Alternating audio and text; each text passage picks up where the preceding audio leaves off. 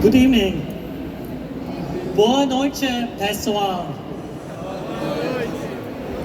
Boa noite, campuseros. I'm so excited to be here with you once again, and it's so nice to be back on the stage since the pandemic. It's so good to be surrounded with people with whom I can share my passion about technology and, of course, social networks. Like many of you, I've always been very passionate about computers. From a young age, I wanted to become a computer scientist. And luckily, when I finished high school, I was able to follow this path. But a lot of my friends were not that lucky. In the early 1990s, oftentimes, parents would pressure their kids to become doctors or engineers.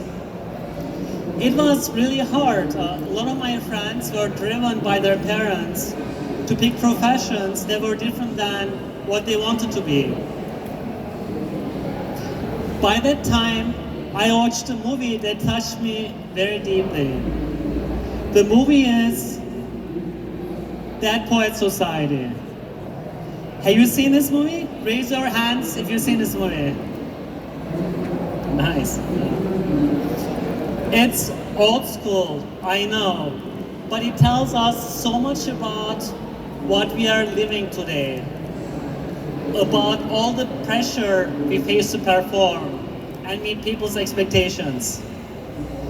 The movie had a big impact on me when I was younger, so I wanted to share some of the lessons we can all learn to navigate the world we live in today.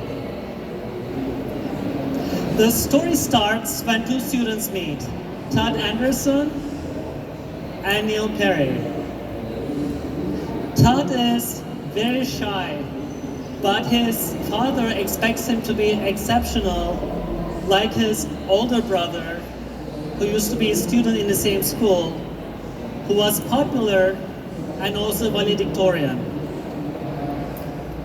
A valedictorian is the best student to graduate from school in a given year. Todd's roommate Neil, on the other hand, has a sensitive soul. He wants to become an actor. But his overbearing father pressures them really hard to become a doctor. Todd and Neil study at a school that takes pride in tradition. In the movie, you see that the kids are afraid of doing the wrong thing. They're afraid of saying the wrong thing. They're afraid of behaving the wrong way. And that's true not just today, also in the movie. Fear impacts us all, both in our real lives and also on social media. So things begin to change when the students meet their English teacher, Professor Keating. Professor Keating teaches them in an unconventional way. He invites them to think about the meaning of life. He teaches them about self-expression. I was in high school and around the same age as these characters when I first saw this movie. I rewatched it over and over again with a deepened appreciation. The movie has a central theme that's relevant to people of all ages. What it means to live a life and be a human being. To pursue your passions and live life to the fullest. So today, I would like to talk about a technology that fundamentally changed our social and political lives. A technology that's making us forget what it means to live a life and be a human being. To express ourselves, to enjoy a good moment, and to stand up for what we believe in. So what technology am I talking about? Yes, you probably made the correct guess. It's social media. It all started with MySpace, Friendster, Orkut.com, Facebook. They all appeared between 2002 and 2004, offering users help to connect with friends. Those places were initially all about connecting to one another and communicating.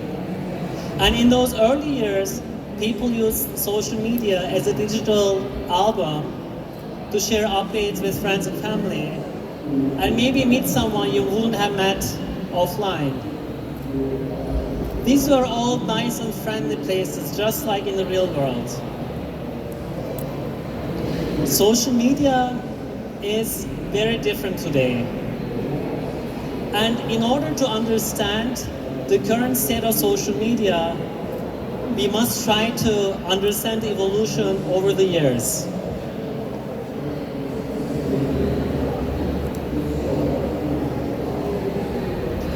Before 2009, these sites had a simple feed. A feed that consisted of content with posts. The latest post on top, the oldest post on bottom. Things began to change in 2019 when Facebook introduced the like button. And the same year, Twitter developer Chris Federer created the retweet button. And he still regrets that today. He said, I might as well given a 4-year-old a loaded weapon when he saw the first Twitter mob use the tool that he had created. Shortly after, Facebook launched a similar feature, the share button. And something went terribly wrong. The like, retweet, and share buttons gave people the power to influence others, whether their posts were popular or viral. As an unexpected consequence, authentic and meaningful connections no longer mattered. To this day, it's all about numbers. It's not about humans' feelings, it's just about numbers, engagement numbers. So the algorithms started ordering the flat hierarchy of credibility. A post, no matter how vulgar, harmful, or fake it was, could stick to the top of the feed as long as it generated engagement. And posts that triggered emotions, especially anger, were the ones that were most likely to be shared. By 2012, the whole world started using social media regularly. And as a result, we massively increased our information consumption from our feeds. But it wasn't funny cat videos and celebrity gossip anymore. It was fabricated, fake news and hoaxes. On social media, every post is fine-tuned to appear on top of your feed. There are so many spam bots and fake accounts whose entire agenda is to manipulate your feed, what you see and what you read every day. There is a tremendous amount of technology that incorporates machine learning, artificial intelligence algorithms. The algorithms curate your feeds. What people don't know that the algorithms are optimized for engagement and virality. And it's this optimization that makes social media immensely profitable, but at the same time harmful if it's done the wrong way. Why? Because people make decisions in predictable ways, and that makes them prone to manipulation.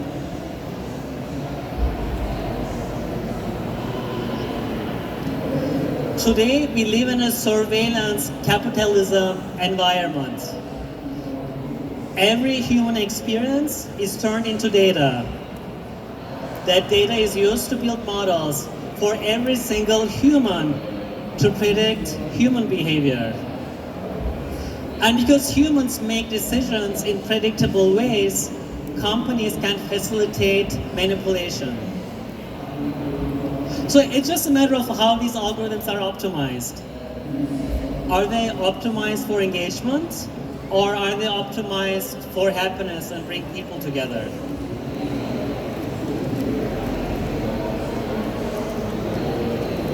Today, social media is all about profit. It's not about creating a better user experience. Let's try to think of it in a different context. Let's say you have a restaurant, you're a restaurant owner. The quality of food impacts your profits, right? There is a point in which 1% change in the quality of food can get your customers sick. Would you do it? Would you downgrade your product and risk people's health? Let's say you can actually double your profits, but there's 1 in 10,000 chance that your customer can get food poisoned and die. Would you do it? Social media today is not that different. Companies know that their algorithms are creating massive anxiety, depression, and leading suicides. According to research, the percentage of time spent on social media profiles is associated with social comparison, more so in Vietnam and Brazil. And the comments on these posts also contribute to comparison with other people. And social comparison leads to negative feelings like envy and depression. I'm not fine with people sitting in a conference room making cost-benefit analysis with no respect for humanity and society. This story is way too familiar. In the past, tobacco companies published articles and stories and said, smoking doesn't harm humans, it doesn't kill. The big pharma pushed opioids and said they're not addictive.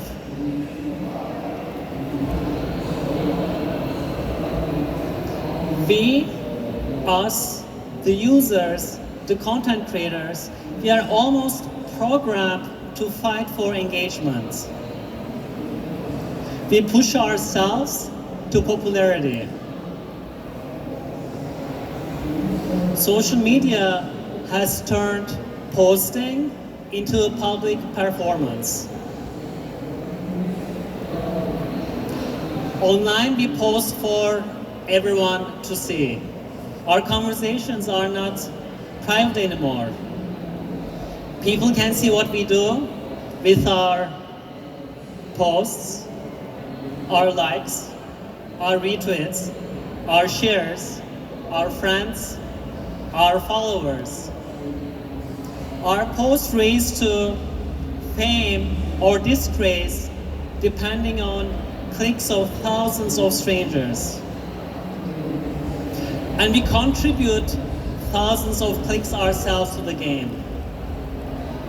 And this game encourages dishonesty and mob dynamics. So we are lured into a circus and we fight for attention instead of embracing our individuality and expressing ourselves.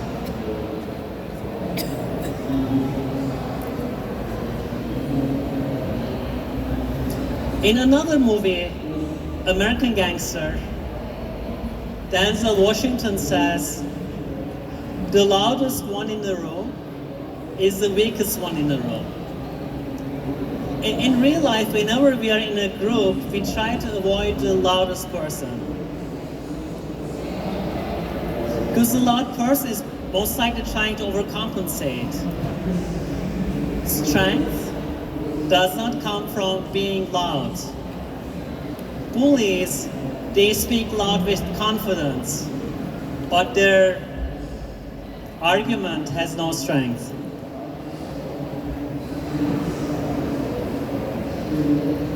I've been very vocal the past decade about the impact of social media in our lives. How it's creating depression, anxiety, isolation, unhappiness. Today we know that there's a statistical correlation with social media usage and depression and suicide. And it's so hard to talk about suicide, especially when we talk about the suicide of teenagers and young people. In the movie Dead Poets Society, Neil wants to be in a play at school. His dad says no. And later his father finds out that Neil auditioned for the part and got it. He becomes furious. The overbearing father and the pressure breaks Neil. He loses all hope. In real life, I went to college at Stanford in Palo Alto. Palo Alto is in California, in the heart of Silicon Valley. And my close friend, Sid Espinosa, was the mayor of Palo Alto. And if you ask him, what was the hardest thing you faced when you were in the office, he would tell you it was the teenage suicides that happened between 2009 and 2010. Over the course of 9 months, 6 Palo Alto high school teenagers killed themselves on train tracks. I still get chills when I hear the whistle of Caltrain running through the suburbs, and I think about the horrific deaths of these children. The suicide attempts were so often that parents and volunteers started monitoring the tracks to prevent further loss of life.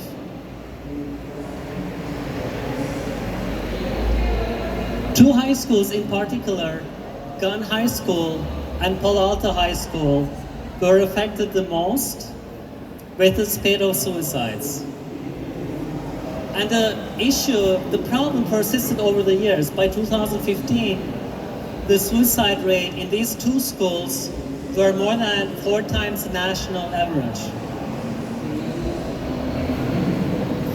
What's very disturbing is that many of these kids, they were not social outcasts. They didn't have any markers for mental illness. There was something else going on. Many high schools in Silicon Valley have very ambitious kids, just like in the movie Dead Poets Society. So what happened? The students in these high schools reported that they were constantly feeling the need to keep up with their peers. There was extreme pressure to excel in academic and extracurricular activities. And the competitive atmosphere in these schools reached unhealthy levels. That depression and anxiety have skyrocketed among the young people. And this is not limited to just Silicon Valley. According to a report by Center of Disease Control and Prevention in 2019, roughly 1 out of 6 teenagers made plans to kill themselves. And that's a 44% increase compared to 10 years ago in 2009.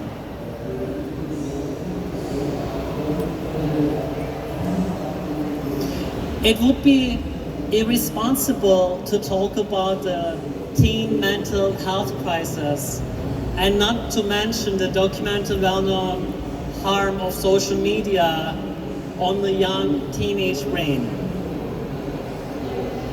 The social media platforms that were created just a few miles down from Gun High School and Palo Alto High School amplify the pressure that these teenagers feel.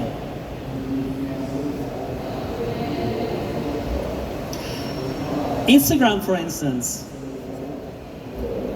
encourages users to present themselves in idealized ways. The app is specifically engineered to present unrealistic depictions of life. People with perfect faces, behaving perfectly with perfect set of friends, going on perfect vacations and taking perfect selfies. Across America, heavy social media usage has been linked to rising rates of anxiety, depression, and suicide risk.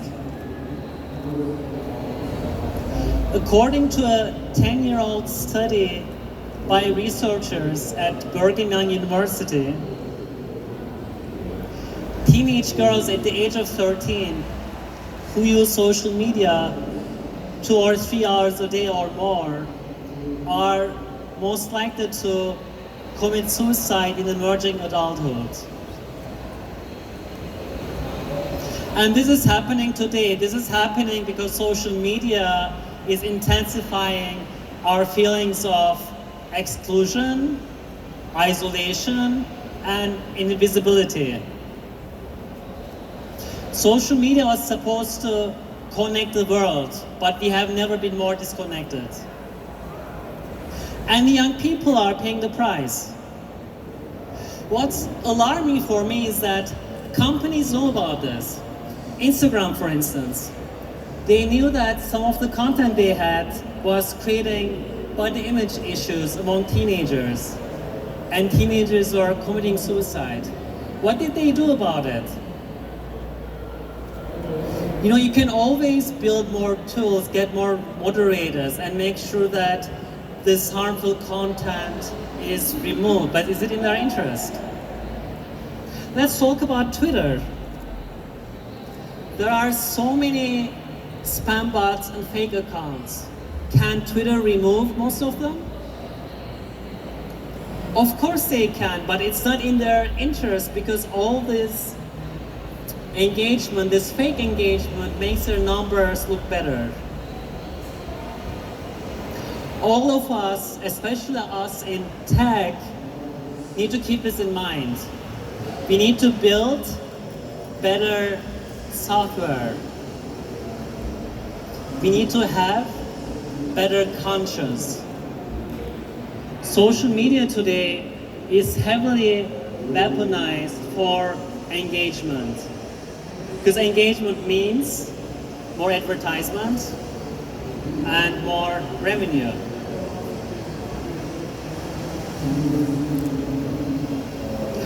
I believe in a different social media. I know that what connects us is what we have in common. Orkut.com communities were all about bringing people together and having conversations about what we love and have fun with it. And that builds immediate bonds. People got together, shared, enjoyed, and seized the moment, right? And that's why I want to talk about That Poet's Society, because the movie is such a good inspiration. The movie is all about pursuing your passions. It's all about being together and standing up for what's right. And it sends a great message about what life is all about.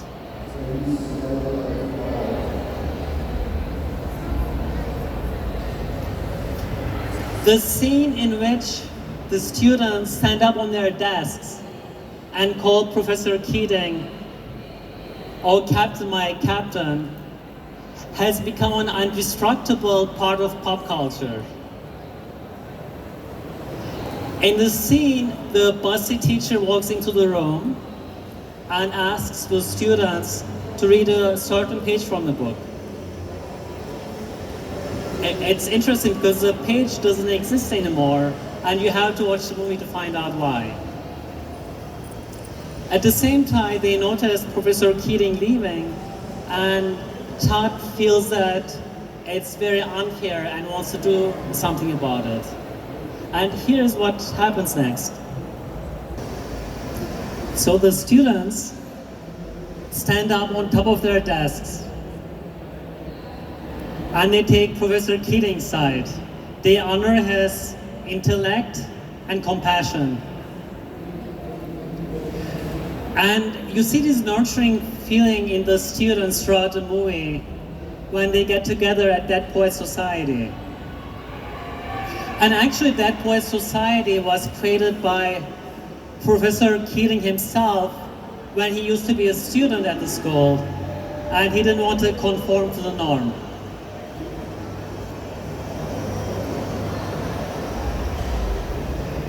Unlike what we've seen in that scene, today we have never been more divided. The digital revolution has shattered our society. The public isn't one anymore. We are highly fragmented and very hostile.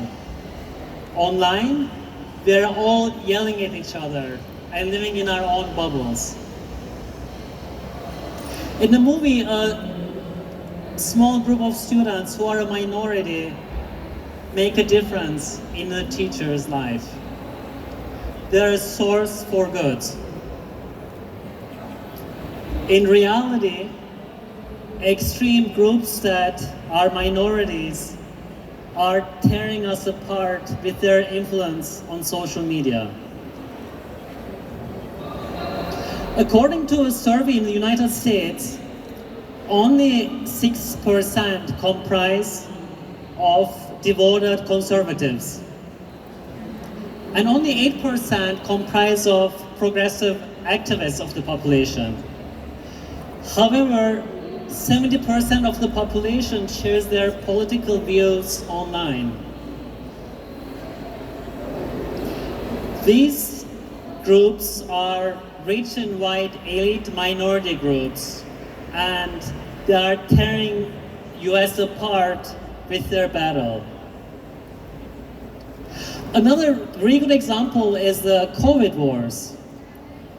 There is a minority of people that's trying to minimize the risks of COVID, and there is a group of people that's committed to maximizing the risk by spreading fear and lies on social media. There is a correlation with fake vaccination news and people not getting vaccinated. Vaccination today saved tens of millions of lives worldwide.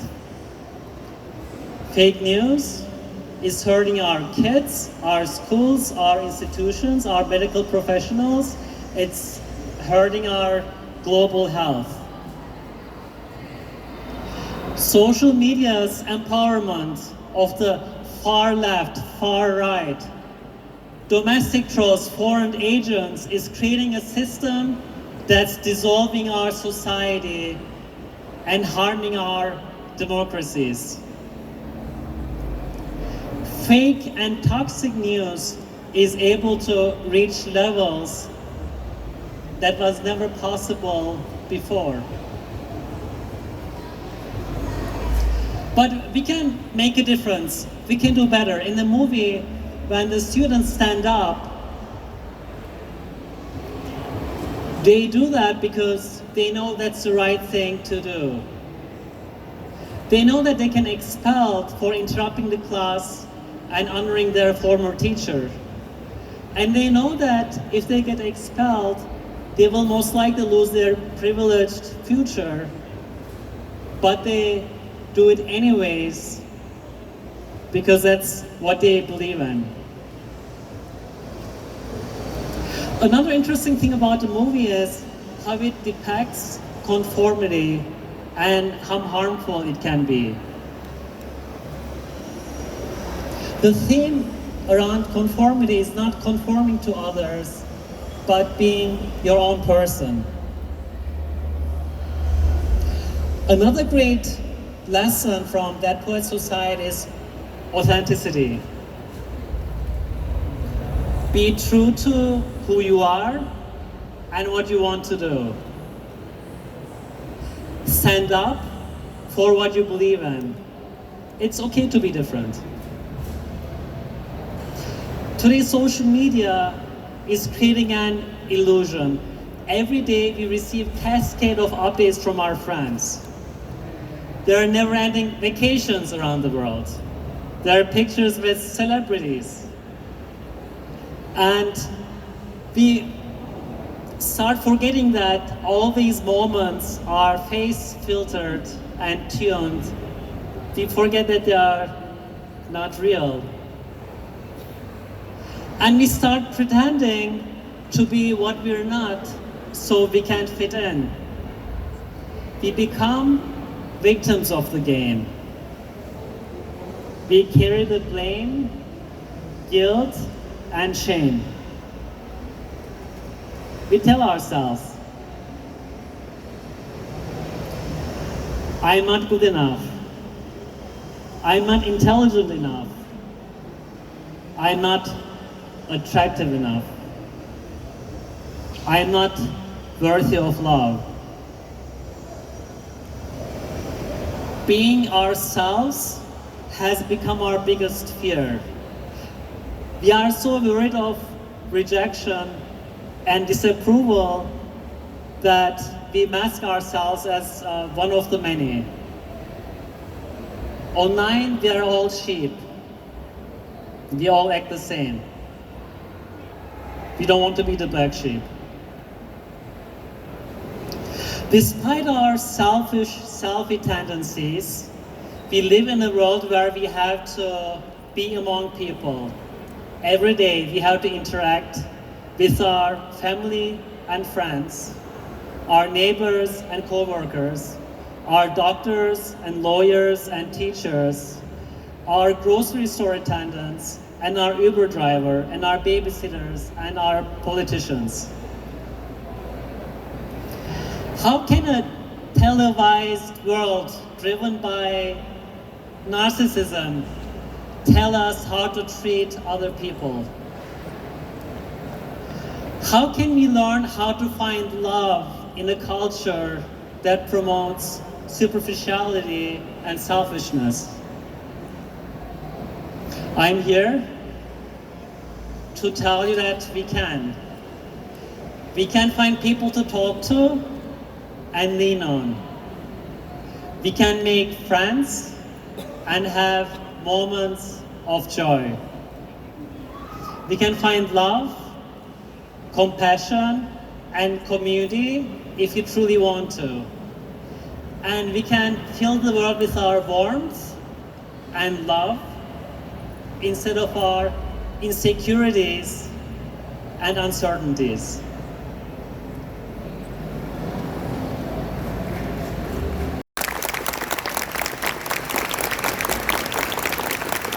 Obrigado.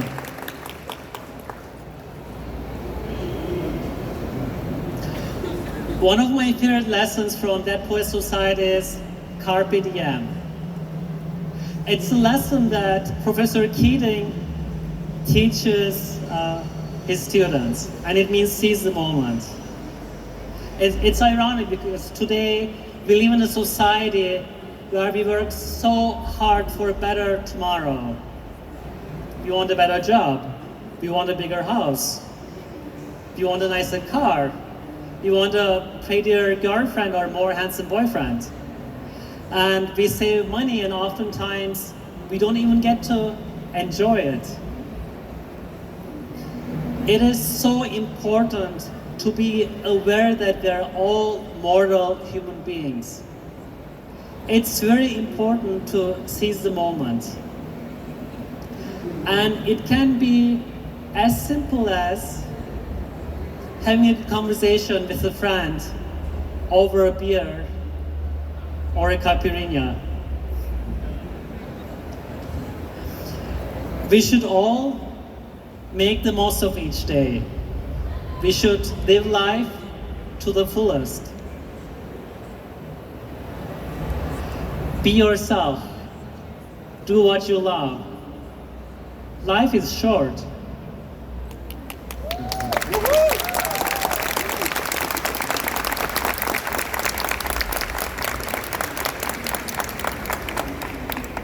Fear.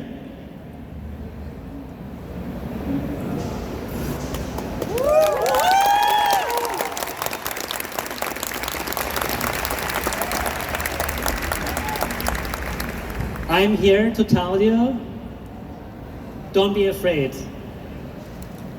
Don't be afraid of judgment or being wrong. Don't be afraid of friendship or romance or a bad joke or a good laugh. Never be afraid of a good time or bad timing or consequences. And certainly never be afraid of life. No matter how hard and unfair life has been to you, love life back. Embrace it without reservation or regret or remorse.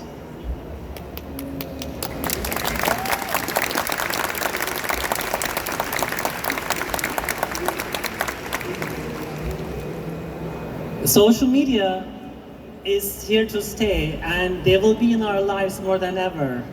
They are influencing relationships, communities, businesses, corporations. With social media, where you have the algorithms optimized for improving happiness and bringing people together, we can reverse the impact from a negative trajectory to a positive one. And a really good example is Orkut.com, how it improved our society. Because Orkutchi never tried to manipulate users for profit or engagement or virality. It's all about community. It's all about empowering society, and that's what social media is about. It's all about connecting. It's all about connection. It's all about love and happiness and kindness. And that's also very relevant to the next lesson,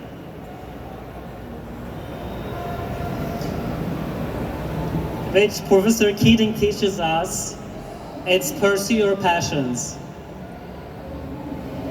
He argues that a good life is a passionate life, lived according to one's unique abilities and interests. Finding your unique talents can be a lifelong journey, but to do so is inherently worthwhile, because when you do, it leads to true, fulfilling happiness. Today, we should pursue our passion at work, in our hobbies.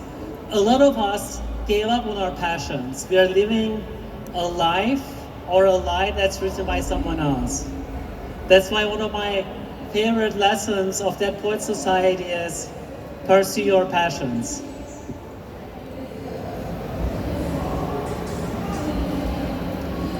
Life is complicated.